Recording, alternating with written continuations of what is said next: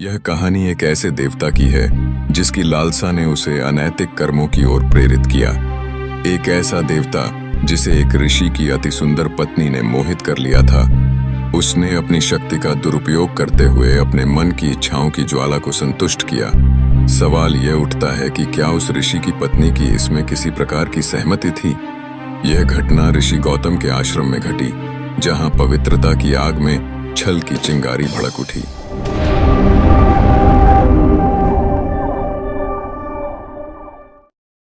अहल्या, ऋषि गौतम की पत्नी, अपनी अद्वितीय सुंदरता और पवित्रता के लिए जानी जाती थीं।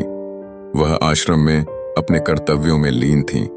जब एक सुबह सूरज की पहली किरणें भी अभी धरती को आलोकित नहीं कर पाई थीं, तभी एक मुर्गे की बांग सुनाई दी। समय से पूर्व यह संकेत सुनकर गौतम ने समझा कि भोर हो गई है और वे स्नान हेतु नदी की ओर चले गए। यह सब इंद्रदेव की चालबाजी का हिस्सा था। स्वर्ग के राजा, जो अहल्या की आकर्षक सुंदरता पर मोहित हो चुके थे, ने चंद्रमा को मुर्गे के रूप में परिवर्तित कर समय से पूर्व बांग बजाने का आदेश दिया। जैसे ही गौतम आश्रम से दूर हुए, इंद्र ने उनका रूप धारण किया और आश्रम में प्रवेश किया। अहल्या ने अपने पति को देखा, पर कुछ असामान्य का अनुभव किया। इंद्र के मधुर शब्दों और छल में फंसकर वह भ्रमित हो गई। इंद्र ने अपनी लालसा पूरी की, परंतु जैसे ही वह पलायन करने लगे, ऋषि गौतम अचानक वापस लौट आए। नदी से भीगे वस्त्रों में उनके चेहरे पर क्रोध की तीखी ज्वाला जल उठी। उन्होंने इंद्र की असली पहचान को भांप लिया और ऋषि गौतम का क्रोध गूंज उठा। तुम्हारे शरीर पर 1000 योनि के निशान होंगे, जो तुम्हारी शर्मिंदगी को सबके सामने प्रकट करेंगे। साथ ही अहल्या को पत्थर बनने का श्राप दे दिया गया।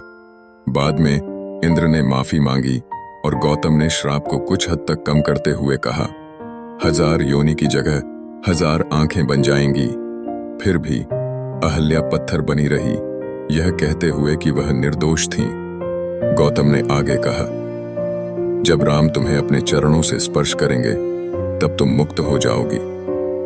इस प्रकार इंद्र स्वर्ग लौट गए, पर उनकी कीर्ति पर हमेशा के लिए दाग लग गया। यह कथा स्पष्ट रूप से हमें सिखाती है कि शक्ति और सुंदरता का दुरुपयोग कितनी विनाशकारी परिघटनाएं रच सकता है। अहल्या की विरूपता आज भी उस क्षण की याद दिलाती है, जब एक देवता की लालसा ने एक पवित्र जीवन को प्रभावित कर दिया। इस कथा के आधार के रूप में रामायण, उत्तरकांड, पद्म पुराण और ब्रह्म वैवर्त पुराण का उल्लेख किया गया है।